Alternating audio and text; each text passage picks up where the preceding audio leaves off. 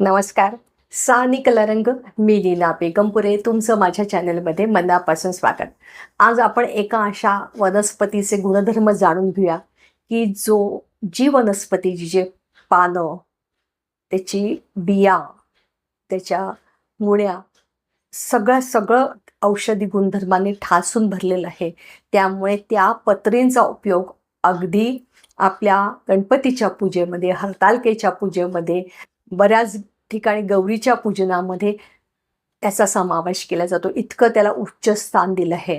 आपल्या पूर्वजांनी ह्या सगळ्या वनस्पतींना उच्च स्थान का दिलं, तर आपण त्या वनस्पतीच्या जवळून त्याचा अभ्यास करू शकू आणि त्याचे आपल्याला गुणधर्म माहीत पडतील, म्हणून त्यांनी आपल्या या सगळ्या सणांमध्ये आणि देवाधर्मामध्ये त्याचा समावेश केलेला आहे.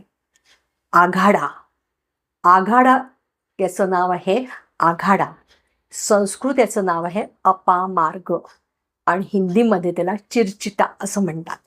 हा आपल्या भारतामध्ये ही वनस्पती अगदी कुठेही तुम्हाला रस्त्याच्या कडेला, शेताच्या बांधावर अशी ही आघाडा वनस्पती मिळते. ही साधारण माहिती का 1 ते 3 फूट साधारण उंचीला असते आणि त्याचे पानं साधारण असे लांबट असतात. मी तुम्हाला चित्र दाखवते तसं बघा आणि तुम्ही लगेच ओळखू शकाल. जो आघाडा आहे याची जी पानं आहे, तर कफ विकारामध्ये किंवा खोकल्यामध्ये थोडी पानं घरी आणा, स्वच्छ धुवा आणि त्याचा काढा करा आणि त्याच्यामध्ये थोडंसं गार झाल्यावर मध घालून हा काढा जर घेतला तुम्ही, तर तुम्हाला कफ विकारमध्ये याचा अतिशय उपयोग होऊ शकतो. तुम्हाला मी चित्र दाखवते म्हणजे तुम्हाला लगेच लक्षात येईल, कारण तुम्ही बघितलेली असते, फक्त आपल्याला माहीत असतं की ह्याला हे म्हणतात. आपण ज्यांनी पूर्वी हरतालिकेला वगैरे आणलेलं आहे, घरात पूजेसाठी ज्यांनी आणलं असेल त्यांना नक्की माहीत असेल. असं काही नाही की सगळ्यांनाच माहीत नसणार आहे, अशातला भाग नाही आहे. फक्त परत एकदा मी चित्र दाखवते. तसंच कीटक चावतं की नाही, एखादा किडा चावतो, गावाकडे कीटक चावतो, काहीतरी मुंगी चावते, कुठला तरी असाच अचानक येतो किडा चावून जातो, तेव्हा हे आघाड्याचं पान असतं की नाही, ते असं जरी त्याचं असं चोडून जर रस लावला ना, तरीसुद्धा अगदी तुम्हाला त्याचं लगेच शांतपणा येईल आहे असा हा आघाडा. तसंच पचनासाठी सुद्धा या आघाड्याचं हे करतात, काढ्या करतात आणि नुसता जरी पिला तरीसुद्धा तुम्हाला पचन कार्य ह्याच्याने सुधारतं. फक्त ते खूप कमी प्रमाणात घ्या, एकदम प्रत्येकाच्या शरीराला सूट होईल अशातला भाग नाही आहे. तर वरच्या तुम्ही बाह्योपचारासाठी तुम्ही वापरू शकता. तसंच दातांसाठी मात्र अतिशय गुणकारी आहे. त्याचे जे हे असतात, आघाड्याच्या ज्या काड्या असतात, त्यांनी जर तुम्ही दात असे म्हणजे दातवड म्हणतात की नाही, तसं अगदी ब्रशसारखं असं चावून हे केलं की नाही, कडुनिंबाच्या जसं आपण करतो तसं सुद्धा त्यांनी दातदुखी थांबते. दाताचे कुठलेही विकार असतील तर ते दूर होतात. असा हा आघाडा तुम्ही आणून बघा. फक्त कोणी वापरायचा नाही हे आधी लक्षात घ्या. गरोदर स्त्रियांनी वापरू नका. परत ज्यांना मधुमेह आहे डॉक्टरांचा सल्ला घ्या. असं नको की आपली औषधं परस्पर विरोधी काहीतरी औषधं होऊ शकतात, तेव्हा कुठलंही औषध घेताना पहिले डॉक्टरचा सल्ला घ्या.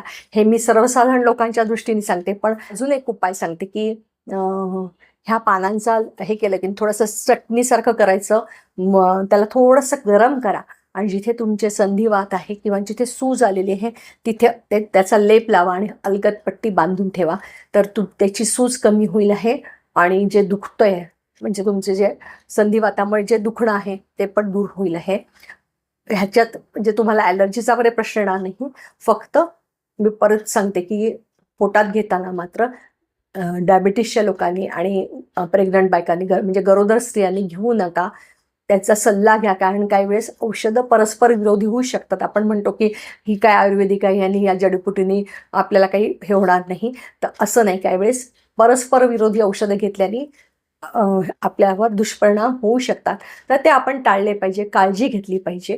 तर असा हा आघाडा, ज्याला अगदी गणपतीच्या ह्याच्यामध्ये, हरतालिकेच्या गौरीपूजनामध्ये, गणपतीच्या पूजनामध्ये याला मानाचं स्थान आहे. व्हिडिओ आवडल्यास नक्की लाईक करा, शेअर करा, सबस्क्राईब करा. मनापासून धन्यवाद.